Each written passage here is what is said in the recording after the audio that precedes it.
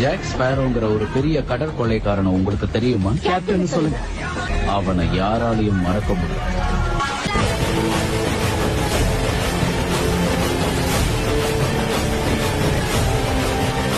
முதலில் எடுத்த முதல் பரிசு பெறுவதற்கு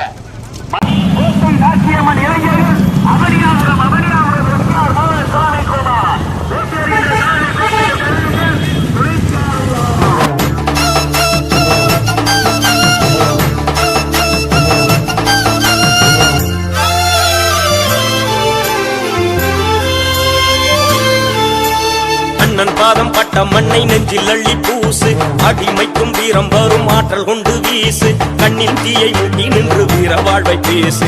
தலைவா நீ வாழ்க, எங்கள் தேச தலைவானின் வீரம் பணியாது, எங்கள் அண்ணன் எண்ணத்துக்கு ஈடு இணையேது, பலியின்றி வாழ்வில் ஒரு வெற்றி கிடையாது. தலைவா நீ